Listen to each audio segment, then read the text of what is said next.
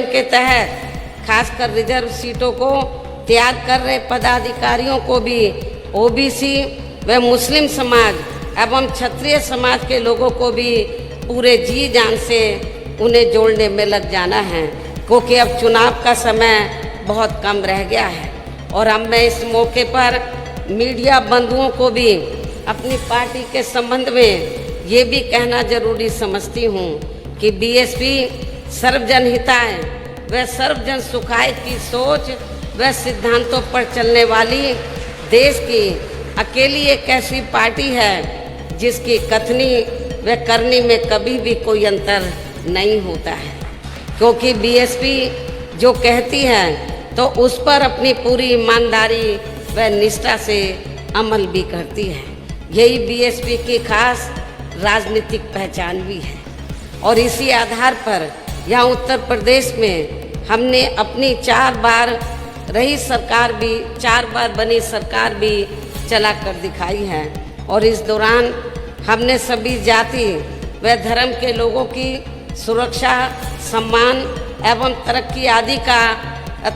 आदि पर पूरा ध्यान दिया है। इतना ही नहीं बल्कि हमारी पार्टी ने दूसरी पार्टियों की तरह ना तो कभी हवाई बातें की हैं तथा ना ही चुनाव के समय में किस्म के प्रलोभन भरे आश्वासन आदि देकर जनता को छलने का भी प्रयास किया है। इसके साथ ही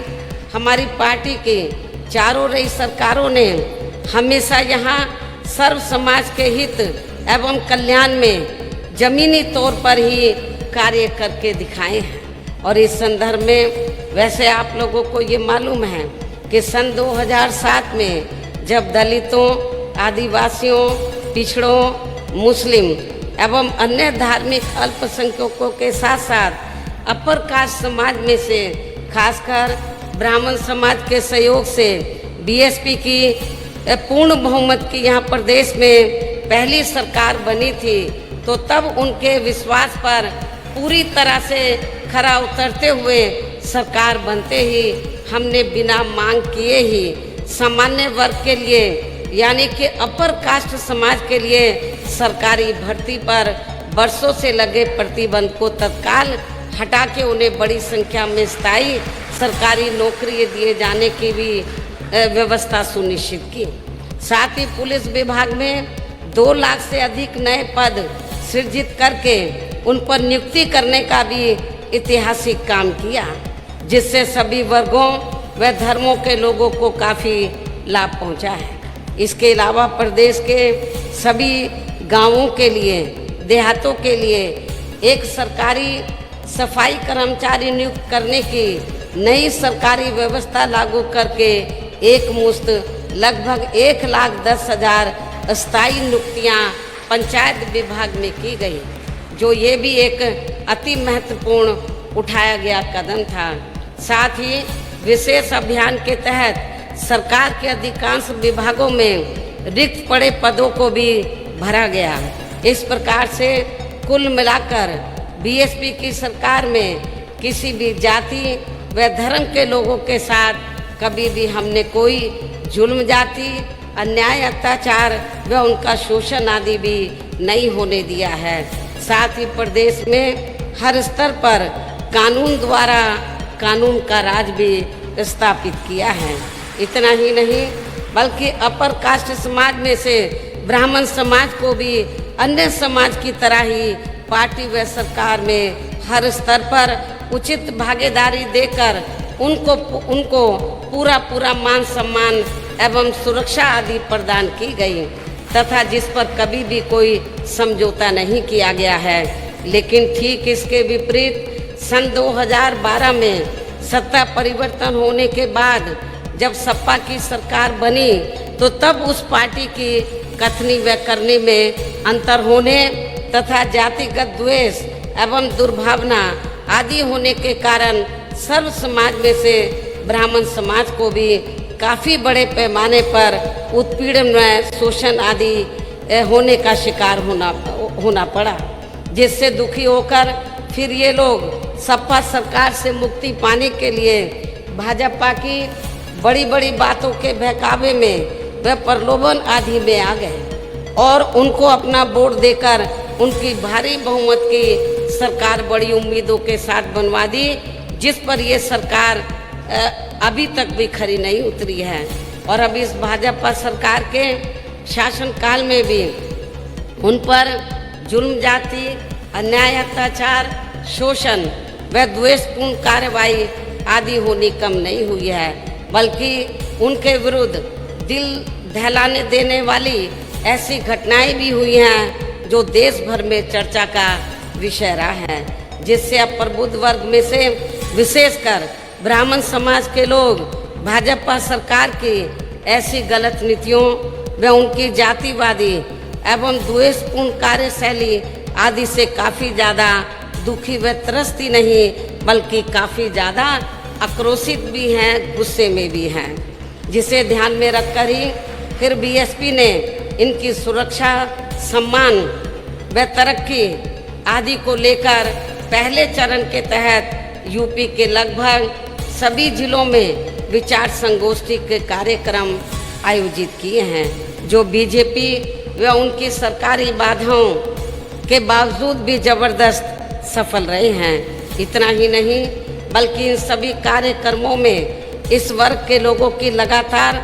उत्साहपूर्ण व धमाकेदार हुई भागीदारी ने सभी बीएसपी विरोधी पार्टियों को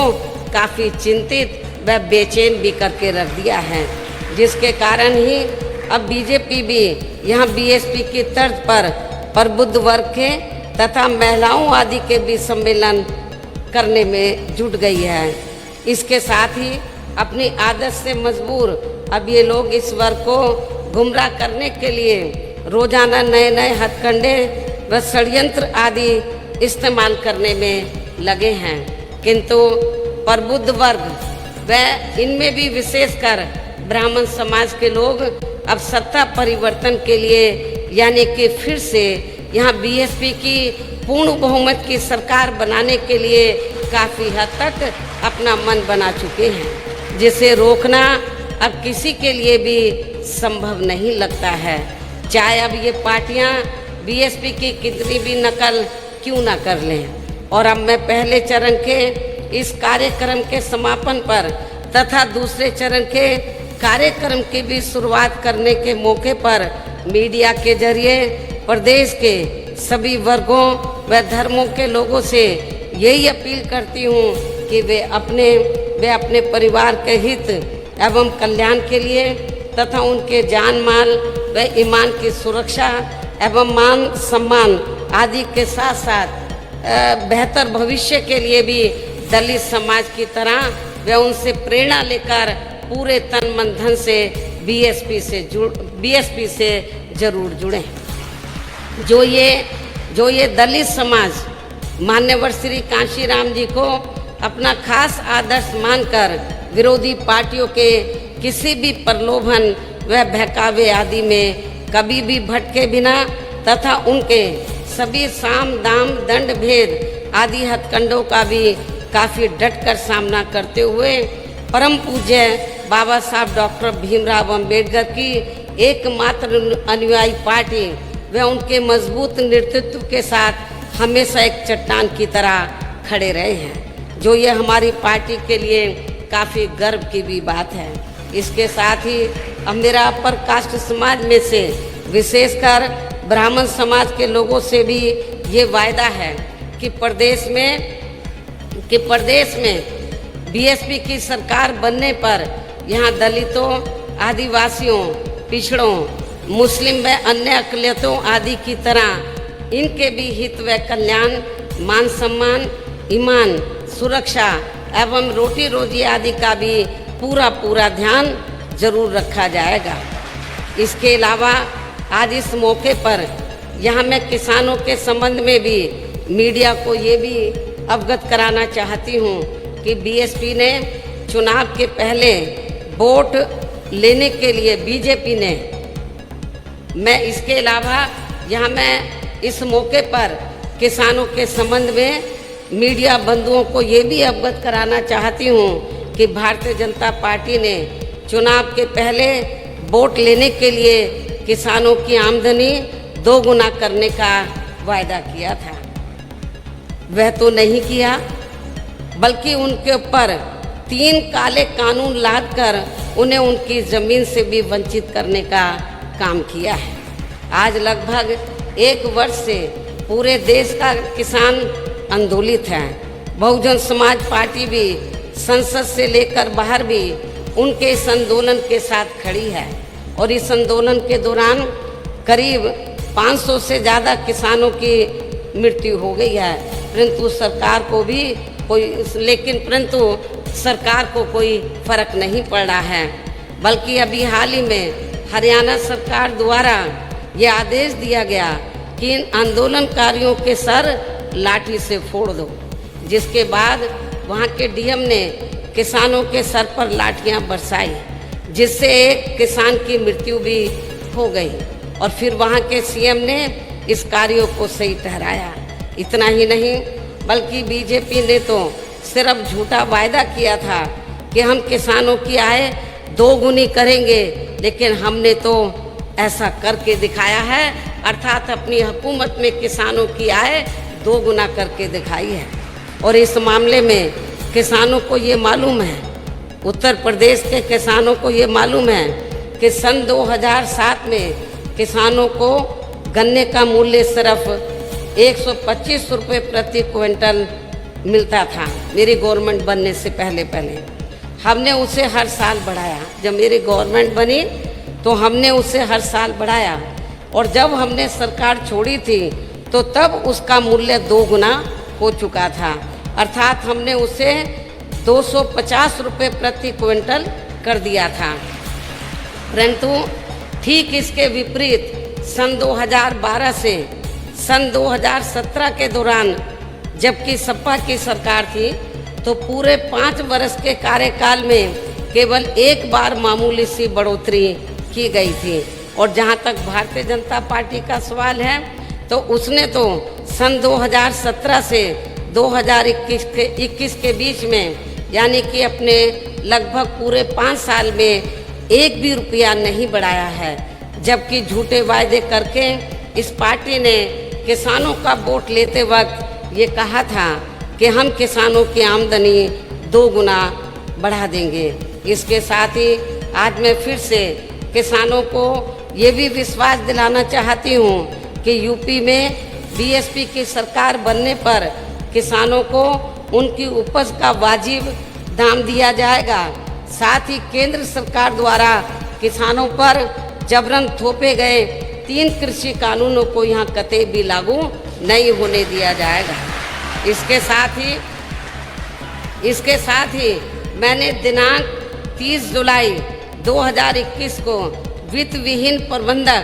एवं शिक्षक महासभा उत्तर प्रदेश के प्रतिनिधि मंडल से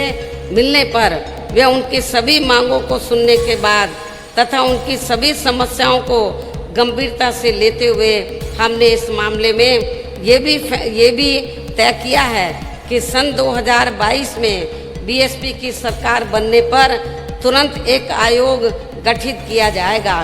और इस आयोग के माध्यम से अतिशीघ्र रिपोर्ट लेकर इनकी सभी जायज मांगों का स्थायी हल निकाला जाएगा। और ख़ास तौर से जो पात्र शिक्षक एवं कर्मचारी इन स्कूलों में कार्यरत हैं तो उन्हें सम्मानजनक मानदेय देने की भी व्यवस्था की जाएगी तथा इनकी सेवा नियमावली भी बनाई जाएगी। इसके अलावा मुझे संस्कृत विद्यालयों के संबंध में भी ये मालूम हुआ है कि उत्तर प्रदेश में जो सरकारी संस्कृत विद्यालय हैं उनको भारतीय जनता पार्टी की सरकार द्वारा सरकारी धनराशि उपलब्ध नहीं कराई गई है, जिस कारण अब लगभग 50% संस्कृत विद्यालय बंद हो गए हैं तथा बाकी विद्यालय भी बंदी के कगार पर हैं। लेकिन बहुजन समाज पार्टी की सरकार बनने पर फिर इन सभी संस्कृत विद्यालयों को सरकारी धनराशि उपलब्ध कराई जाएगी और उन्हें पुनः संचालित किया जाएगा तथा अध्यापकों व अन्य स्टाफ के खाली पड़े सभी पदों को भी यथाशीघ्र भरा जाएगा। मुझे कल मीडिया के जरिए ये भी मालूम हुआ है कि आरएसएस प्रमुख श्री मोहन भागवत ने कहा है कि हिंदुओं व मुसलमानों के पूर्वज एक ही हैं। लेकिन इस बारे में मैं उनसे ये पूछना चाहती हूँ कि यदि हिंदुओं व मुसलमानों के पूर्वज एक ही हैं तो फिर आरएसएस व इनकी बीजेपी यहाँ हर स्तर पर मुसलमानों के साथ सौतेला रवैया क्यों अपना रही है? ये भी सोचने की बात है। इसके साथ ही मुसलमानों का वोट फिर इनको अपनी सरकार में, इसके साथ ही मुसलमानों का वोट फिर इनको अपनी सरकार में तबाह व बर्बाद करने के मामले में भी सपा व कांग्रेस पार्टी भी कोई कम नहीं है। खासकर पश्चिमी यूपी का मेरठ मलियाना कांड व मुजफ्फरनगर कांड को यहाँ के मुस्लिम लोगों को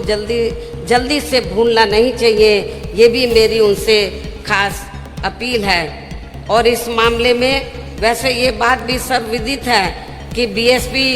जो कहती है वह करके भी दिखाती है। भारत 21 न्यूज, आपकी आवाज सच के साथ।